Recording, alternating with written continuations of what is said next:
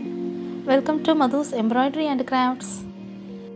இந்த peacock design வந்து இதுக்கு முந்தின வீடியோல நான் எப்படி ஸ்டிட்ச் பண்ணனும் அப்படிங்கறத சொல்லி கொடுத்திருந்தேன். புதுசா பார்க்கறவங்களுக்கு நான் descriptionல லிங்க் கொடுக்கிறேன். நீங்க பார்த்து அதை செக் பண்ணி கத்துக்கோங்க. இப்போ நம்ம இதனுடைய கண்டினியூஸ் வீடியோ தான் நம்ம பார்க்க போறோம். இந்த மாதிரி neck designல நான் என்ன பண்ணியிருக்கேன் ஆல்ரெடி ஸ்டிட்ச் பண்ணியிருக்கேன். சைடில் ஸ்டெம் லீஃப் இந்த மாதிரி எல்லாமே நான் already beat works chain stitch எல்லாம் ஸ்டிச் பண்ணி வச்சுருக்கேன். இப்போ நான் அந்த காமிக்கிற இந்த ஸ்பேஸில் வந்து ஜர்கான் ஸ்டோன்ஸோடைய பேஸ் ரிங் எப்படி ஸ்டிச் பண்ணணும் அப்படிங்கிறத பார்ப்போம். ஆரி த்ரெட் கோல்டு 753 நம்பர். இந்த நம்பரில் தான் நான் இப்போ என்ன செய்ய போகிறேன், ஜர்கான் ஸ்டோனுடைய பேஸ் ரிங்கை ஸ்டிச் பண்ண போகிறேன். ஆரி ஸ்டிச் செயின்லேயே ஸ்டிச் பண்ணணும். இப்போ நான் எடுத்துருக்கிற இந்த ஜர்கான் ஸ்டோன் பேஸ் ரிங் வந்து ஃப்ளார் டிசைன் மாதிரி இருக்கும்.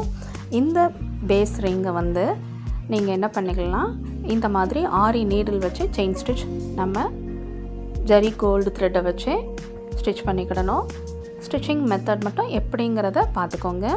செயின் ஸ்டிச் வந்து ஜர்கான் ஸ்டோன்ஸோடைய அந்த பேஸ் ரிங் இருக்குது பார்த்திங்களா, அதில் வந்து இந்த மாதிரி நம்ம செயின் ஸ்டிச் பண்ணிவிட்டு சென்டரில் ஒரு செயின் ஸ்மால் செயின் போட்டுட்டு அடுத்து நெக்ஸ்ட்டு ஜர்கான் ஸ்டோன் பேஸ் ரிங்கை நம்ம அடுத்தாப்பில் வச்சுட்டு திரும்ப அதில் செயின் ஸ்டிச் பண்ணிக்கிடணும்.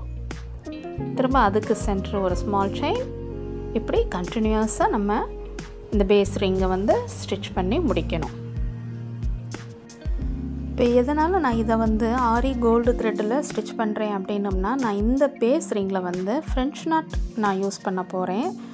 இப்போ இது நீங்கள் ஸ்டோன் ஒர்க் நீங்கள் அதில் ஃபிட் பண்ணணும் அப்படின்னு நினச்சிங்கன்னா இந்த கோல்டு ஜரி த்ரெட் நீங்கள் யூஸ் பண்ணாதீங்க, நார்மல் த்ரெட் யூஸ் பண்ணி இந்த ஸ்டிச் பண்ணிக்கோங்க. அப்போ தான் ஸ்டோன் வந்து நமக்கு நல்லா அதில் போய் ஃபிட்டாக நமக்கு ஃபிக்ஸ் பண்ணி இருந்துக்கிடும். நெக்ஸ்ட் இது முடித்த உடனே நம்ம இந்த லீஃப் டிசைன் எப்படி சில்க் த்ரெட் யூஸ் பண்ணி எப்படி ஸ்டிச் பண்ணலாம் அப்படிங்கிறத பார்ப்போம். இப்போ நான் வந்து yellow colour silk thread double த்ரெட்டாக எடுத்து சாட்டின் ஸ்டிச் பண்ணுறேன். எப்பயுமே சில்க் த்ரெட் எடுக்கும்போது டபுள் த்ரெட்டாக எடுத்து ஸ்டிச் பண்ணுங்கள். சாட்டின் ஸ்டிச் வந்து இந்த லீஃபில் உள்ளே ஃபில் பண்ணுறேன். லாங் செயின் போட்டுட்டு ஒரு ஸ்மால் செயின், திரும்ப அதை ரிவர்ஸில் பேக்கில் வந்து அதர் சைட்லேயும் லாங் செயின் ஸ்மால் செயின், இப்படி நம்ம என்ன செஞ்சுக்கணும், இந்த லீஃபில் ஃபில் பண்ணி முடிக்கணும். உங்களுக்கு இந்த லீஃப் வந்து ஒரு எம்போஸ்டாக வேணும் அப்படின்னோம்னா நடுவில் வந்து நீங்கள் என்ன செஞ்சுக்கலாம், பைப்பிங் த்ரெட் கொடுத்துட்டு அதுக்கப்புறம் இந்த ஸ்டிச்சை வந்து மேலாப்பில் நம்ம ஸ்டிச் பண்ணிக்கிடலாம். கொஞ்சம் நமக்கு எம்போஸ்டாக கிடைக்கும். இப்போ எனக்கு வந்து இதில் எம்போஸ்ட் வேண்டாம் அப்படிங்கிறனால நான் வந்து இந்த லீஃபில் ஒன்லி சாட்டின் ஸ்டிச் மட்டும் யூஸ் பண்ணி முடிக்கிறேன். மேலாப்பில் எண்டு நாட் போட்டு நம்ம ஃபினிஷ் பண்ணி முடிச்சுக்கிடணும். இப்போ எண்டு நாட் போடுறதும் எப்படி போடணும் அப்படிங்கிறது இதுக்கு முன்னாடியே நான் ஒரு வீடியோவில் உங்களுக்கு சொல்லி கொடுத்துருக்கேன். டிஸ்கிரிப்ஷனில் லிங்க் கொடுக்குறேன், எப்படி எண்டு நாட் போடணும் அப்படிங்கிறதையும் அதையும் நீங்கள் பார்த்து கற்றுக்கோங்க.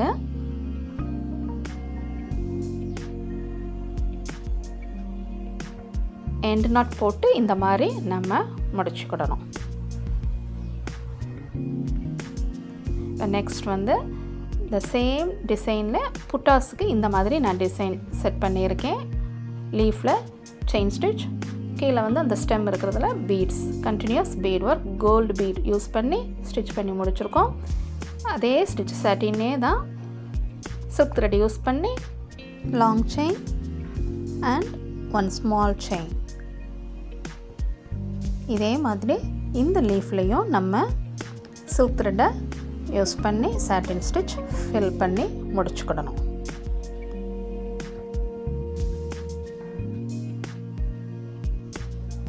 இப்போ ஃபினிஷ் பண்ணிட்டோம்.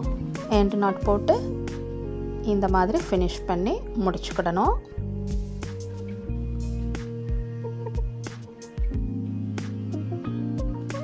நெக்ஸ்ட் வந்து நம்ம அந்த பேஸ் ரிங் ஆல்ரெடி ஸ்டிச் பண்ணி வச்சுருந்தோம்ல, அதில் ஃப்ரெஞ்ச் நாட் எப்படி ஸ்டிச் பண்ணணும் அப்படிங்கிறத பார்த்துக்கோங்க.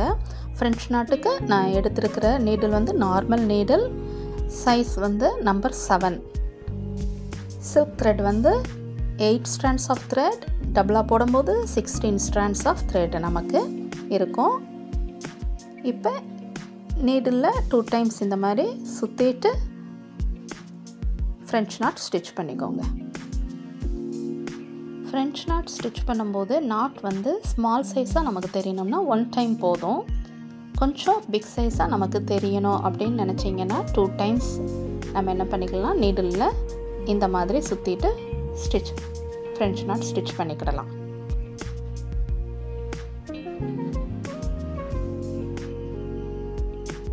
இந்த மாதிரி பேஸ் ரிங்கில் ஃபுல்லும் நம்ம என்ன பண்ணிடணும், ஃப்ரெஞ்ச் நாட் ஸ்டிச் பண்ணி முடிச்சுக்கிடணும். இந்த நெக்லைன் டிசைனில் வந்து ஒரு கோல்டு செயின் ஸ்டிச், அதுக்கப்புறம் 3 rows எல்லோ கலரில் சில்க் த்ரெட் இருக்குது பார்த்தீங்களா, அதில் செயின் ஸ்டிச் பண்ணிவிட்டு continuous bead work, double row, அடுத்தது செயின் ஸ்டோன் அதை ஸ்டிச் பண்ணி வச்சுருக்கேன். அதுக்கப்புறம் 1 row கண்டினியூஸ் பீட் ஒர்க், அதுக்கப்புறம் தான் இந்த பேஸ் ரிங்கில் நம்ம இந்த மாதிரி ஸ்டிச் பண்ணிவிட்டு ஃப்ரெஞ்ச் நாட் ஸ்டிச் பண்ணி முடிச்சுக்கிடணும். நெக்ஸ்ட் இந்த மாதிரி normal needle silk thread 6 strands தான் நான் எடுத்திருக்கேன். அதை டபுளாக போடும்போது 12 strands of thread. இதை நான் இந்த ஸ்டெம்மில் எப்படி ஸ்டிச் பண்ணுறேன், என்ன ஸ்டிச் யூஸ் பண்ணுறேங்கிறதையும் பார்த்துக்கோங்க. ஃப்ரெஞ்ச் நாட் இப்போ எனக்கு ஸ்மால் சைஸாக வேணுங்கிறனால நான் வந்து 6 strands of thread டபுளாக போடும்போது 12, அதை ஸ்மால் சைஸாக நமக்கு கிடைக்கும். இந்த மாதிரி இந்த ஸ்டெம்மில் வந்து ஒன் சைடு இங்கிட்ட ஒரு ஃப்ரெஞ்ச் நாட், இப்போ எடுக்கிற இடத்துல இந்த இடத்துல ஒரு ஃப்ரெஞ்ச் நாட் ஸ்டிச் பண்ணி முடிச்சுக்கிடணும். ஃப்ரெஞ்ச் நாட் எப்படி போடுறேங்கிறதையும் பாருங்கள். நீடில் சுற்றினதுக்கப்புறம் நம்மளுடைய ரைட் ஹேண்டில் அந்த மேலாப்பில் அந்த லூப்பை பிடிச்சிட்டு தான் நம்ம இப்படி அடியில் நீடில் இழுக்கும்போது நமக்கு சிக்கல் இல்லாமல் ஃபினிஷிங் ஃப்ரெஞ்ச் நாட் போடும்போது நீட்டாக வரும். இப்போ 2 ஃப்ரெஞ்ச் நாட்டுக்கும் சென்டரில் நீடில் இன்சர்ட் பண்ணி எடுத்துட்டு டெய்ஸி ஸ்டிச் பண்ணிக்கிடணும். இந்த சேம் ஹோல்லையே நீடில் மறுபடியும் இந்த மாதிரி இன்சர்ட் பண்ணிக்கோங்க. முன்னாடி கொஞ்சம் தள்ளி நீடில் இந்த மாதிரி எடுத்துட்டு நீடிலுக்கு அடியில் இந்த த்ரெட்டை விட்டு நீடில் இப்படி எடுங்க. எடுக்கும்போது நமக்கு ஒரு ஸ்மால் பெட்டல் ஷேப்பில் ஒரு ஸ்டிச் வரும். இந்த ஸ்டிச் பேர் டெய்ஸி ஸ்டிச். இந்த ஸ்டிச்சுக்கு வெளியே இந்த மாதிரி ஒரு ஸ்டிச் போட்டுட்டோம்னா அந்த த்ரெட் வந்து தூக்காமல் இருக்கும். இப்போ நம்ம ஃபினிஷ் பண்ணிட்டோம், எல்லாமே முடிச்சிட்டோம் பார்த்தீங்களா. ஸ்டெம்மில், லீஃபில் எல்லாம் ஃபினிஷ் பண்ணி முடிச்சிட்டோம். நெக்லைன் நமக்கு இந்த மாதிரி இருக்கும். இப்போ இந்த பீகாக் ஒன் சைடில் நமக்கு ஆல்ரெடி உங்களுக்கு சொல்லிக் கொடுத்த பீகாக் இந்த மாதிரி கிடைக்கும் நமக்கு டிசைன். இந்த பீகாக் வந்து பேக் நெக்கில் ரைட் சைடில் ஒரு கார்னரில் நமக்கு 1 பீகாக் மட்டும் இருக்கிற மாதிரி, அதை சுற்றி ஸ்டெம், லீஃப் எல்லாம் இருக்கிற மாதிரி இந்த டயக்ராம் செட் பண்ணி ஸ்டிச் பண்ணி முடிச்சிட்டோம். இந்த மாதிரி நமக்கு நெக்லைன் இருக்கும். இப்போ ஸ்டிச்ட் ப்ளவுஸ் எப்படி இருக்குங்கிறத பார்ப்போமா. இந்த மாதிரி இருக்கும் நமக்கு. பாருங்கள், அந்த நெக்லைனில் நமக்கு எல்லோ கலரில் த்ரெட் எல்லாம் போட்டிருக்கோம். Bead work, stone work, zircon stone base ring வச்சு அதில் நம்ம ஃப்ரெஞ்ச் நாட் போட்டது, ஸ்டெம், லீஃப் எல்லாம் செயின் ஸ்டோன் டபுள் ரோ கொடுத்து ஸ்டிச் பண்ணியிருக்கோம். இந்த பீகாக் ஒன் சைடில் நமக்கு பேக் சைடில் இருக்கும்.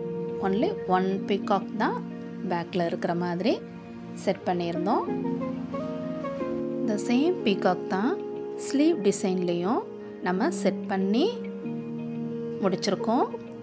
இந்த பீகாக்கை சுற்றி ஸ்லீவில் வந்து ஒரு கைவங்கி டிசைன் மாதிரி செட் பண்ணிவிட்டு அதுக்கு இன்னரில் இந்த பீகாக்கை நம்ம டிசைன் பண்ணி முடிச்சிருக்கோம். பேக்கில் இருந்த பீகாக் டிசைனையே இந்த ஸ்லீவுக்கு பீகாக்கை செட் பண்ணிவிட்டு அதை சுற்றி கைவங்கி டிசைன் மாதிரி செட் பண்ணி நம்ம எம்ப்ராய்டரி ஸ்டிச் பண்ணி முடிச்சிட்டோம். அதர் ஸ்லீவுக்கும் இதே மாதிரியே நம்ம ஸ்டிச் பண்ணி முடித்து எல்லாம் ஃபினிஷ்டாக இருக்குது. புட்டாஸ்லாம் பாருங்கள், அங்கங்கே எப்படி நம்ம பேக்கில் நம்ம ஃபினிஷ் பண்ணியிருந்தோமோ அதே போல் இந்த ஸ்லீவுக்கும் முடிச்சு எல்லாம் ஃபினிஷ் பண்ணி நமக்கு ஸ்டிச்டு ப்ளவுஸ் பியூட்டிஃபுல்லாக ரொம்ப அழகாக வந்தது. இந்த ஹேங்கிங்ஸ் வந்து இதுக்கு முந்தின வீடியோவில் எப்படி ஸ்டிச் பண்ணணும் அப்படிங்கிறத சொல்லி கொடுத்தேன். புதுசாக பார்க்குறவங்களுக்கு டிஸ்கிரிப்ஷனில் லிங்க் கொடுக்குறேன், இதை பார்த்து நீங்கள் கற்றுக்கோங்க. அந்த பீகாக்குடைய தோகை எப்படி இருந்துச்சோ அதே டிசைனையே தான் ப்ளவுஸ் ஹேங்கிங்க்கு நம்ம செட் பண்ணி மேட்சிங்காக போடும்போது ரொம்ப அழகாக இருக்கும். இப்போ ஃப்ரண்ட் நம்ம எப்படி இருக்குங்கிறத பார்ப்போம். அதுக்கு பேக்கில் நம்ம என்ன டிசைன் செட் பண்ணியிருந்தோமோ அதே இதுதான் ஃப்ரண்ட்லேயும் நமக்கு இந்த மாதிரி டிசைன்ஸ் கிடைக்கும். இந்த ப்ளவுஸோடைய சாரீ வந்து எல்லோ கலர் அப்படிங்கிறனால தான் நான் எல்லோ கலர் மெயினாக கொண்டு வந்தது. எல்லாமே எல்லோவாகவே இருக்கும். பீகாக் எல்லோ கலர், அந்த ப்ளவுஸ் ஹேங்கிங்ஸும் எல்லோ கலர் எல்லாம் மேட்சிங்காக போடும்போது சாரியோடு இந்த ப்ளவுஸை வியர் பண்ணும்போது ரொம்ப ப்ரிட்டியாக ஸோ பியூட்டிஃபுல் அப்படின்னு சொல்லக்கூடிய அளவுக்கு இருக்கும். ஸ்லீவுக்கு மட்டும் நம்ம இந்த பீகாக்கை டிசைன் செட் பண்ணும்போது 2 பீகாக்கும் ஒன்று பார்த்துருக்கிற மாதிரி நம்ம டிசைன் செட் பண்ணணும். அப்போ தான் நமக்கு பீகாக் டிசைன், இந்த மாதிரி மேங்கோ டிசைன் இதெல்லாம் அழகாக இருக்கும் ஸ்லீவில் ஸ்டிச் பண்ணும்போது.